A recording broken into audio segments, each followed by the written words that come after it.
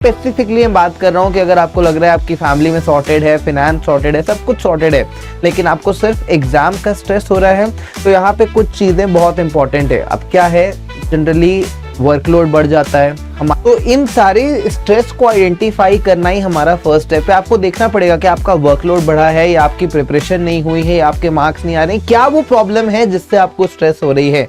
Hello aspirants, welcome to the 24/7 CLAT channel. और आज लेके आया हूं बहुत ही इंपॉर्टेंट टॉपिक। 3 महीने बच गए हैं बस क्लैट के लिए और इस समय सबसे इंपॉर्टेंट है कि हमें स्ट्रेस नहीं लेना है।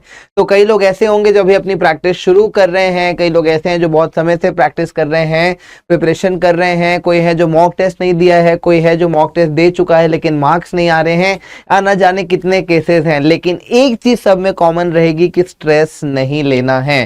तो ये बहुत बड़ा फैक्टर बनेगा आपके एग्जाम में। अगर आपको सब कुछ आता है और वहां जाके आपने स्ट्रेस ले लिया तो जो आता है वो भी भूल जाओगे और नहीं बना पाओगे।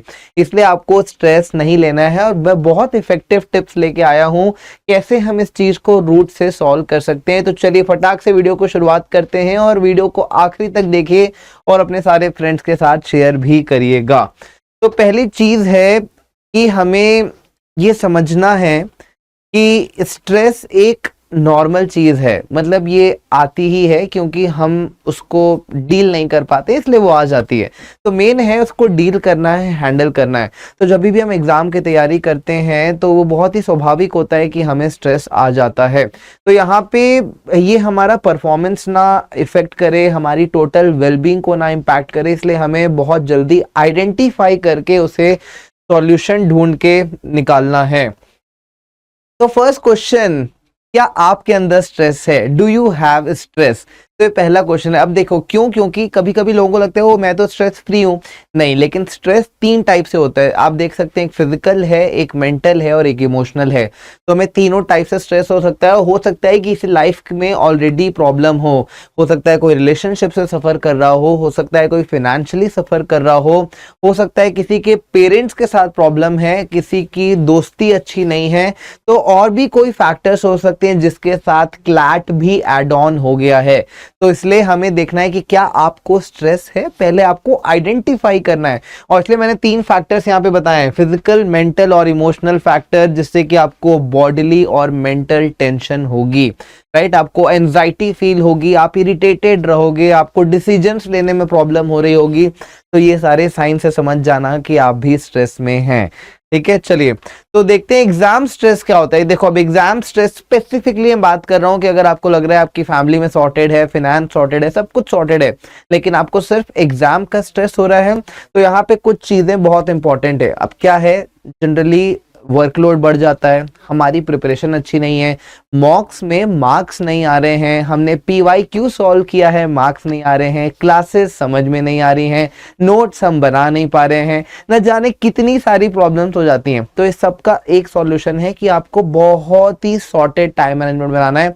आपको यहाँ पे ऊपर मेरी वीकली स्केड्यूल वाली वीडियो मिल जाएगी, मैंने उसमें बताया वीकली स्टडी प्लान कैसे बनाना है, तो उसको देखिए, वीकली प्लान बनाइए। जितना प्लान छोटा रहेगा, जितना गोल छोटा रहेगा, उतनी ज्यादा आसानी होगी अचीव करने में। और ये एक साइकोलॉजी, जब आप छोटे छोटे गोल्स अचीव करेंगे ना, पॉजिटिविटी बढ़ेगी। हम बड़े गोल्स बनाते हैं, वो अचीव नहीं होते हैं और उसी फेलियर से हमें स्ट्रेस आता है। इसलिए आप इस वीकली स्टडी वाले वीडियो को देखिए और आपको बहुत क्लैरिटी आ जाएगी, ठीक है। तो ये हमारा एक मेजर चीज है। तो इन सारे स्ट्रेस को आइडेंटिफाई करना ही हमारा फर्स्ट स्टेप है। आपको देखना पड़ेगा कि आपका वर्कलोड बढ़ा है या आपकी प्रिपरेशन नहीं हुई है या आपके मार्क्स नहीं आ रहे हैं, क्या वो प्रॉब्लम है जिससे आपको स्ट्रेस हो रही है। तो वो आइडेंटिफाई करेंगे तो हमें पता चलेगा कैसे सॉल्यूशन लेना है। अब देखिए कुछ इफेक्टिव टेक्निक्स हैं। सबसे इंपॉर्टेंट है कि हमें अपनी लाइफस्टाइल सही बनानी है।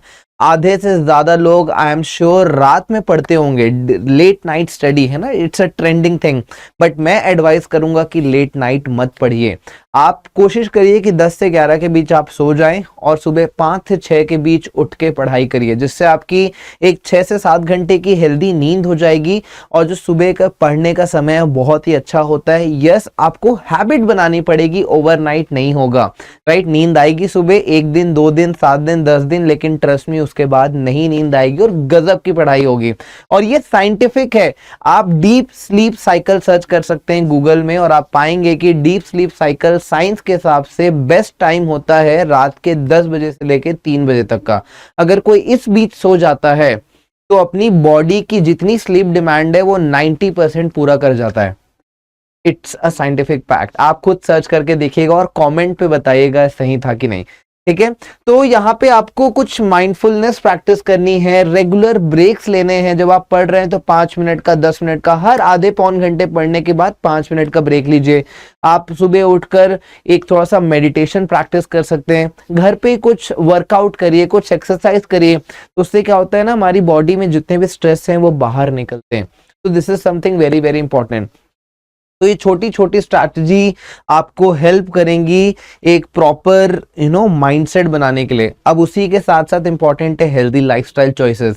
पिज्जा बंद कर दीजिए, बर्गर बंद कर दीजिए, बाहर का मोमोज खाना बंद कर दीजिए। क्योंकि देखो क्या होता है ना, जो हम खाते हैं, what goes in comes out, what goes in comes out, right. तो इसको बोला जाता है GIGO principle, GIGO, goes in goes out, है ना। What goes in comes out.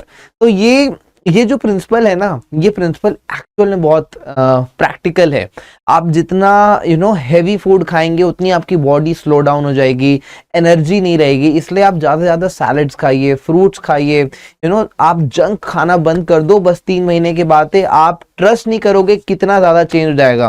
तो अगले 10 दिन के लिए ये ट्राई करिए कि आप जंक नहीं खा रहे हैं और कमेंट्स में आके बताइएगा कि जंक बंद करने से आपको कितना फ़ायदा हुआ है, ठीक है। तो एक हम बस सिंपल चेंजेस यार, कुछ अलग से नहीं करना होता है। किसी को इन जनरल भी एंजाइटी, डिप्रेशन, स्ट्रेस होता है तो वो ये टेक्निक्स अप्लाई कर सकते हैं, काफ़ी ज़्यादा हेल्प होने वाली है, ठीक है। और अगर आपको क्लैट की प्रिपरेशन की काफ़ी ज़्यादा चिंता है तो आप हमारे बैचेस ले सकते हैं।